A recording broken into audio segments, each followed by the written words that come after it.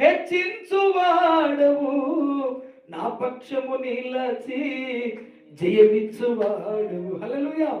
వాడు ఎన్నోసార్లు పడిపోయాడు. వాడు నడుస్తూనే పడిపోవటమే వాడి పని. ఎన్నిసార్లు పడ్డాడో తెలియదు.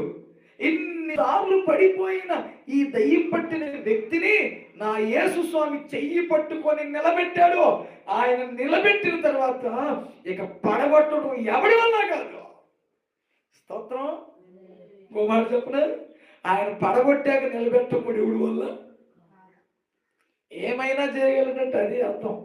ఏమైనా చేయగలడంటే మారాన్ని మధురంగా మార్చగలడు, మధురాన్ని మారాగా కూడా లేనిది ఉన్నట్టు చేయగలడు, ఉన్నది లేనట్టు చేయగలడు.